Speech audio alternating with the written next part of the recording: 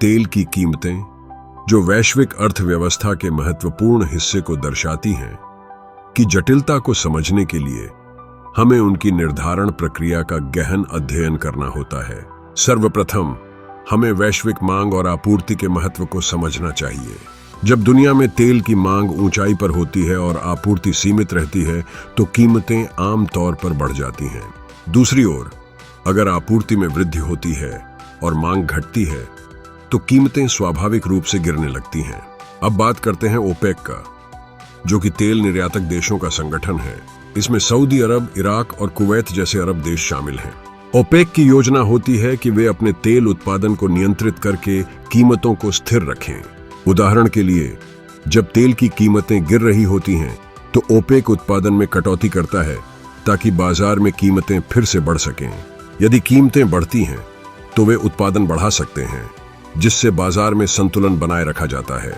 भू राजनीतिक घटनाएं भी इस खेल में अहम भूमिका निभाती हैं। अरब देशों में होने वाले संघर्ष या राजनीतिक अस्थिरता, जैसे कि युद्ध, अक्सर तेल उत्पादन में बाधा डालते हैं। ऐसे समय में वैश्विक बाजार में अचानक कीमतों में वृद्धि देखने को मिलती है। 1973 के तेल संकट का उदाहरण लें, जब ओपेक ने तेल निर्यात को रोक दिया था, जिससे कीमतों में अद्भुत उछाल आया। अमेरिका और रूस जैसे गैर ओपेक देश भी तेल की कीमतों को प्रभावित करने में महत्वपूर्ण भूमिका निभाते हैं। अमेरिका की शेल ओनेल क्रांति ने वैश्विक तेल उत्पादन में वृद्धि की है और ओपेक को अपनी रणनीति में बदलाव करने के लिए मजबूर किया है। यह मौजूदा समय में एक महत्वपूर्ण तथ्य है, क्योंकि गैर ओपेक देश भी बाजार में बड़ा हिस्सा रखने लगे हैं। फिर आता है वित्तीय बाजारों का प्रभाव, जहां सट्टा व्यापार तेल की कीमतों पर भारी असर डालता है। जब निवेशक तेल की कीमतों में उतार चढ़ाव की अपेक्षा करते हैं तो वे बड़ी मात्रा में खरीद या बिक्री का निर्णय लेते हैं, जिससे कीमतों में अस्थिरता पैदा हो सकती है।